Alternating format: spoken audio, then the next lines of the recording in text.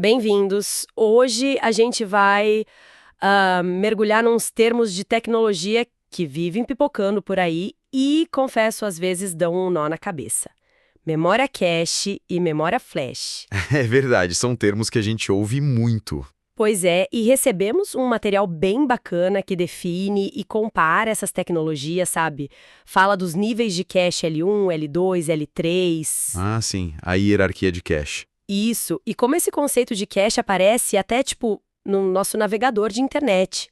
E também ajuda a desembaraçar aquela confusão clássica entre SSD SATA e os NVMe. Que gera muita dúvida mesmo. Total. Então, a missão aqui é entender por que existem tantos tipos diferentes de memória, como é que elas conversam entre si e o que na prática a gente ganha tendo um SSD mais novo em vez de um normal. Bom, vamos lá. Ótimo. E acho que o ponto central dessa conversa que o material que a gente viu reforça é que tudo isso gira em torno de otimizar o acesso aos dados, né? Deixar tudo mais rápido. Exato, velocidade. Isso.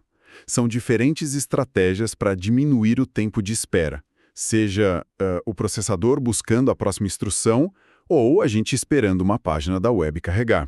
Vamos ver como essas peças se encaixam. Perfeito. Então vamos começar pelo que está mais pertinho ali do cérebro da máquina, né? A memória cache do processador. Pelo que eu li, é uma memória volátil. Isso, volátil. Incrivelmente rápida, mas bem pequena, quase um sussurro ali do lado da CPU. É isso mesmo? Exatamente.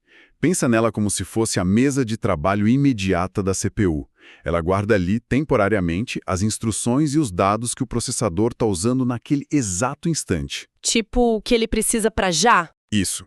Ou que ele acabou de usar e tem uma chance enorme de precisar de novo logo em seguida. O grande truque dela, e por isso é tão rápida, é a proximidade física mesmo ali colada nos núcleos do processador. Ah, a localização é chave. E a tecnologia específica também, claro, que é bem mais veloz que a RAM principal. Só que, bom, tem um preço, né? Ela é volátil, desligou, perdeu tudo e é cara para produzir. Por isso ela é tão pequena. Faz sentido. Se tá ali colada para ser rápida, não dá para ser gigante. Mas aí o material fala dos níveis. L1, L2, L3. Por que complicar? Não dava para ter só um tipo de cache super rápido e pronto? Qual a lógica dessa divisão? Ótima pergunta. É que aí entra a questão da otimização fina, sabe? Não é só querer fazer um cache enorme e veloz. Tem um balanço delicado aí. O L1, o nível 1. O primeirão. B64KB, talvez 128KB. E ele fica dentro de cada núcleo do processador. Dentro mesmo. Dentro. Ele precisa ser minúsculo justamente para estar o mais perto possível fisicamente e ter essa velocidade absurda. É um custo de espaço e energia que não daria para escalar para um cache muito maior. Entende? Ele é pro agora. Saquei. Então, o tamanho pequeno é uma consequência direta dessa necessidade de velocidade e proximidade, não só uma limitação de custo. Exatamente. A física meio que impõe esses limites. Aí que entra o L2, o nível 2. Ele já é um pouco maior. Mais espaçoso. Falamos de centenas de kilobytes até alguns megabytes. É um pouquinho mais lento que o L1, mas ainda assim muito, muito rápido comparado com a RAM, e ele pode ser dedicado a um núcleo só ou às vezes compartilhado por alguns poucos núcleos. Funciona como uma segunda opção rápida, então. Isso, tipo uma segunda chance antes de ir mais longe. E por fim tem o L3, nível 3. Esse é o maior deles, com vários megabytes, às vezes dezenas de MB. Baita cache. E geralmente é compartilhado por todos os núcleos do processador. Ele é mais lento que o L1 e o L2, claro, mas ainda assim a diferença para a RAM principal é brutal. Ele serve como um grande reservatório comum antes da CPU ter que fazer aquela viagem longa até a RAM. Entendi. É como se a CPU perguntasse primeiro para o L1, que é o assistente pessoal na mesma sala, não achou, pergunta para o L2, o colega da mesa do lado, ainda não, grita para o L3 que está no mesmo andar. Só em último caso ela pega o telefone para ligar para a central, que seria a RAM. Analogia perfeita. E o material dá alguma pista da eficácia disso? Tipo, na maioria das vezes, a CPU acha o que precisa nesses caches aí? Ah, sim. O fascinante, e as fontes reforçam bem isso, é como essa hierarquia funciona bem na prática. Os números exatos variam muito dependendo do que você está rodando no computador, claro. Sim, depende do programa. Mas a taxa de acerto, o que a gente chama de hit rate, nos caches L1 e L2, costuma ser bem alta para tarefas comuns. A ideia toda é essa: manter a CPU alimentada, ocupada, sem ter que esperar pela RAM, porque essa espera para a CPU é uma eternidade, sabe? Em termos de ciclos de processamento. Caramba. É um sistema escalonado muito inteligente, então. Surpreendentemente eficaz. Impressionante mesmo como essa arquitetura resolve um gargalo tão fundamental. Agora, vamos sair um pouco dessa memória volátil focada em velocidade pura e ir para outra que a gente usa o tempo todo, mas com um propósito bem diferente. A memória flash. Se o cache some quando a gente desliga o PC, qual é a grande sacada da flash, segundo o material que a gente viu? Bom, a característica principal que define a memória flash é que ela é não volátil. Ou seja, não esquece das coisas. Exato. Guarda a informação mesmo quando não tem energia passando por ela. É a tecnologia por trás dos pendrives que a gente usa, cartões SD de câmera, a memória interna do celular e, claro, o coração dos SSDs, os Solid State Drives. Que tomaram o lugar dos HDs antigos, né? Exatamente. Ela veio para ficar onde antes reinavam os discos magnéticos giratórios. E em termos de performance, capacidade, onde ela se encaixa? Porque a gente ouve que SSD é rápido, mas você mesmo disse que comparado ao cache... Tudo é relativo, né? Comparada com o cache da CPU e com a memória RAM, a flash é bem mais lenta. Tanto para ler quanto para escrever dados. Mas ainda assim, bem mais rápida que os HDs. Ah, sim, muito mais rápida que os HDs mecânicos.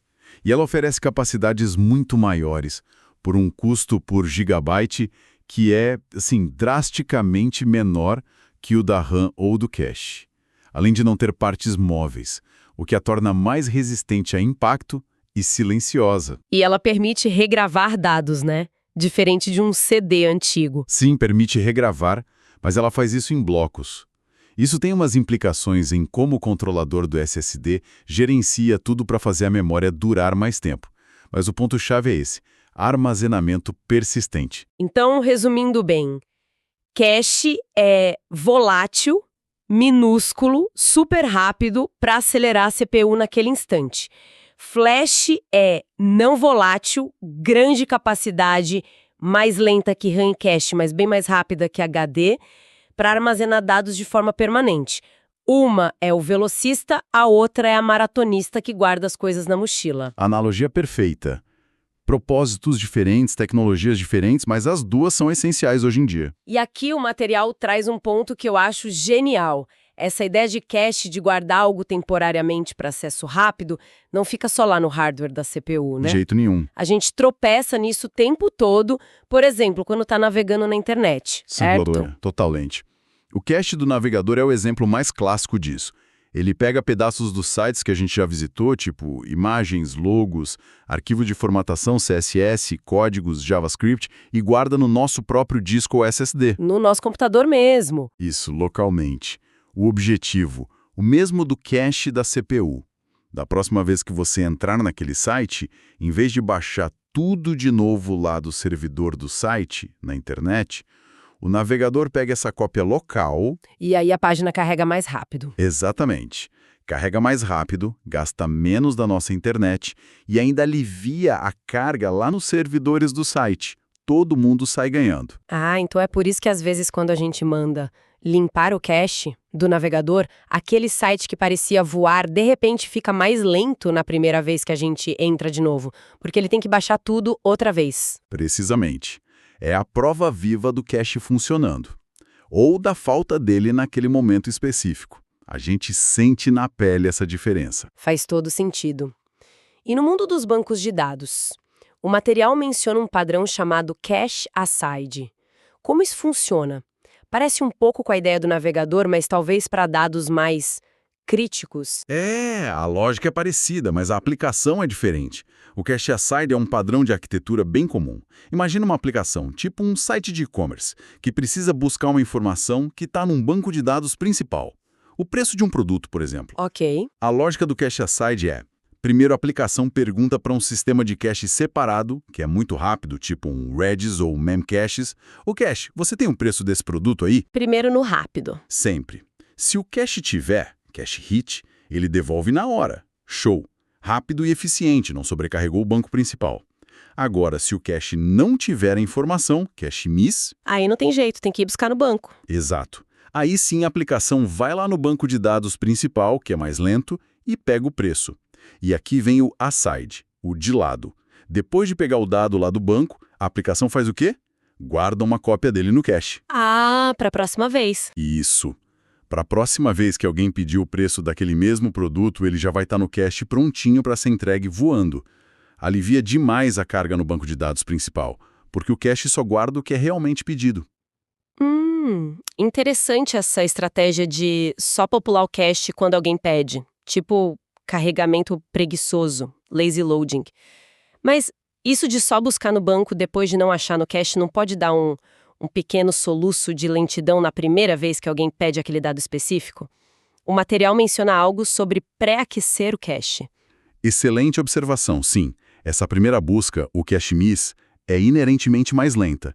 E sim, para sistemas que precisam de performance muito alta, existem estratégias para lidar com isso. Uma delas é justamente o pré-aquecimento ou cache warming. Como funciona isso? A ideia é carregar no cache, de forma proativa, os dados que são acessados com mais frequência ou que são considerados super importantes. Isso pode ser feito quando a aplicação inicia, ou talvez em horários de baixa demanda, antes mesmo do primeiro usuário pedir. Assim você evita aquele soluço inicial para o conteúdo mais popular. O cache side puro é mais simples, mas essas otimizações existem. Entendi, faz sentido. E as CDNs, as redes de distribuição de conteúdo? O material diz que não são bem um cache local como o do navegador, mas usam um princípio parecido. Como elas entram nessa história? Se a gente conectar tudo isso, as CDNs pegam a mesma lógica fundamental do cache, que é aproximar o dado de quem vai consumir, e aplicam isso numa escala global, mundial. Não no meu PC, mas pelo mundo. Isso. Não é um cache no seu computador ou na sua aplicação. É uma rede gigantesca de servidores espalhados por vários países e continentes. Esses servidores guardam cópias de conteúdo que geralmente é estático e pesado. Vídeos, imagens de alta resolução, arquivos grandes de download. Cópias do mesmo conteúdo em vários lugares. Exato. Aí quando você, aqui no Brasil, acessa um site que usa a CDN para distribuir um vídeo, por exemplo, o sistema da CDN te direciona para o servidor deles que está geograficamente mais perto de você. Talvez um servidor em São Paulo ou no Rio. Em vez de buscar lá nos Estados Unidos, por exemplo. Exatamente. O resultado é que o vídeo carrega muito mais rápido, a imagem aparece na hora, porque o dado viajou uma distância física muito menor pela rede. O princípio é idêntico ao do cache. Evitar buscar na fonte original, lá longe, entregando de um ponto mais próximo e, portanto, mais rápido. Caramba, então peraí.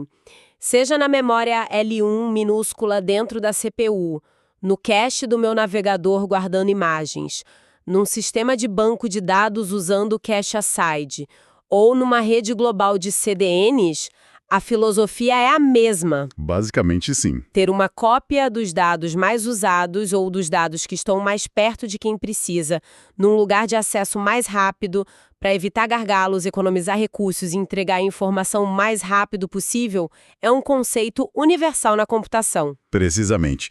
É uma das ferramentas mais poderosas que existem para otimizar a performance em quase qualquer sistema digital que a gente possa imaginar. Fantástico isso. Ok, excelente. Então, voltando para nossa amiga memória flash e a aplicação dela que está na boca do povo hoje, os SSDs.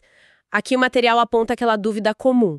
Tem o SSD comum, que geralmente a gente chama de SATA, e tem o tal do SSD NVMe, que promete velocidades, estelares. Mas o material confirma, os dois usam memória flash NAND por dentro, certo? Correto. E essa é a chave da confusão para muita gente. Se a base é a mesma, de onde vem essa diferença brutal de performance que todo mundo fala? Não é o chip de memória que mudou. Não fundamentalmente o chip em si. Tanto os SSD SATA quanto os NVMe usam chips de memória flash NAND lá dentro para guardar os dados. A tecnologia base de armazenamento é a mesma. A grande sacada aqui, e as fontes deixam isso bem claro, não está exatamente nos chips de memória, mas em como o SSD conversa com o resto do computador. Ah, na comunicação. Exato. A diferença crucial está na interface de conexão. Pensa no cano, por onde os dados passam, e no protocolo, a linguagem que eles usam para se comunicar através desse cano. E como essas diferenças de cano e linguagem afetam a velocidade na prática? Qual o impacto disso? O impacto é brutal. Pensa assim, ó. O SSD SATA usa a interface SATA 3. Essa interface foi criada lá na época dos HDs mecânicos, que eram lentos por natureza. Legado antigo. Total. Por isso, ela tem um limite de velocidade, um teto, de mais ou menos 600 megabytes por segundo. Além disso, ela usa o protocolo HACI, que também foi pensado para discos que giram, sabe? Com uma fila de comando única meio sequencial, que é super ineficiente para lidar com o paralelismo e a velocidade da memória flash. É como você ter uma Ferrari... Que seria a memória flash. Isso. Presa numa estradinha de terra antiga, cheia de curva e buraco, que seria a interface SATA com o protocolo HCI. Não adianta ter motor potente se a estrada não deixa correr. Entendi. E o NVMe? Ah, o SSD NVMe é outra história. Ele usa a interface PCI Express ou PCI. É a mesma interface super rápida que a gente usa para conectar placas de vídeo potentes. Aquele slot compridão na placa-mãe. Esse mesmo. E essa interface é uma autoestrada. Dependendo da geração dela, PCI 3.0, 4.0, a 5.0 que está chegando aí, a gente está falando de velocidades teóricas de 3.500 megabytes, 7.000 megabytes, até quase 14.000 megabytes. É outra ordem de grandeza. Nossa Senhora! E tão importante quanto a interface, ele usa o protocolo NVMe. Esse protocolo foi desenhado do zero, especificamente para trabalhar com memória flash não volátil. Ele permite milhares de filas de comando ao mesmo tempo, acessando a memória de forma paralela e tem uma latência muito, muito menor. Ele basicamente tira as algemas da memória flash. Pera aí, então. O gargalo gigantesco no SSD SATA não era nem a velocidade da memória flash em si, mas toda a burocracia e a infraestrutura antiga para falar com ela?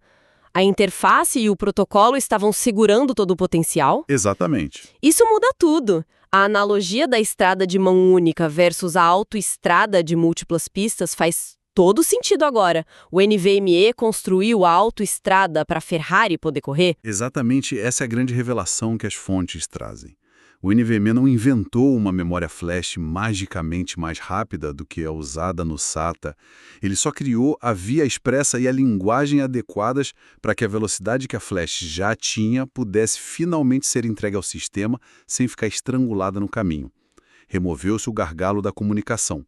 Por isso a diferença de performance no mundo real é tão absurda. Fantástico. Bom, acho que conseguimos desembrulhar bastante coisa hoje, né? Recapitulando rapidinho, a gente entendeu o papel da memória cache lá pertinho da CPU, L1, L2, L3, como essa aceleradora volátil super rápida. Essencial para a performance do processador. Vimos a memória flash como a base do armazenamento não volátil, né? Nos SSDs, pendrives, os celulares, mais lenta que o cache, mas fundamental para guardar nossos dados permanentemente. O armazenamento de longo prazo. E exploramos como a ideia de cache, esse conceito, se espalha por tudo, otimizando desde o carregamento de páginas web no nosso navegador, Passando por consultas em bancos de dados com o cache aside, até a entrega de conteúdo global com as CDNs. sempre a mesma lógica de aproximar o dado para acelerar. Exato. E, crucialmente, a gente desmistificou a diferença entre os SSD SATA e NVMe. Vimos que sim, ambos usam a mesma tecnologia à base de memória flash NAND. Mas a interface de conexão e o protocolo de comunicação são o divisor de águas. Precisamente, SATA HCI versus PCI NVMe. O NVMe libera o potencial da flash porque foi projetado para isso, enquanto o SATA fica amarrado por um legado mais antigo pensado para HDs. Fica muito claro que não existe uma memória perfeita para tudo, né? Mas sim um ecossistema onde tipos diferentes com características diferentes de velocidade, volatilidade, capacidade e custo trabalham juntos. Colaboram para entregar essa experiência rápida e eficiente que a gente espera hoje dos nossos computadores e celulares. Exatamente. E só para deixar uma última pulga atrás da orelha, uma coisa que uma das fontes mencionou bem de leve, mas que abre outra camada interessante de complexidade. Opa, manda aí. Dentro dos próprios chips de memória flash, NAND, não importa se está num SSD SATA ou NVMe, existem tipos diferentes. O material citou umas siglas: SLC, MLC, TLC e QLC. Ah, já vi isso por aí. O que significa? Basicamente, são maneiras diferentes de guardar informação em cada célula de memória.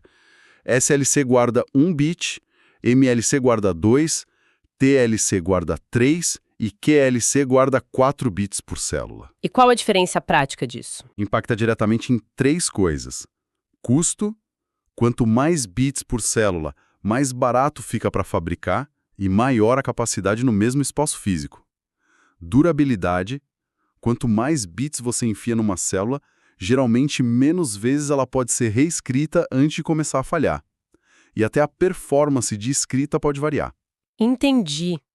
Então tem mais essa variável ainda. Pois é. E isso levanta uma questão interessante para a gente pensar, né? Além de escolher entre SATA e NVMe, que a gente viu que faz uma diferença enorme na velocidade por causa da interface, como será que essa escolha interna do fabricante sobre qual tipo de flash NAND, TLC, QLC, etc., usar naquele SSD específico afeta a longevidade real do dispositivo que a gente compra e o custo-benefício no nosso uso diário? Verdade. Fica aí a reflexão. Mesmo dentro de uma tecnologia como a flash, que parece uma coisa só, existem essas nuances internas que, silenciosamente, definem a qualidade, a vida útil e talvez até a performance sustentada do produto final que chega nas nossas mãos. É mais um nível de detalhe nesse universo das memórias.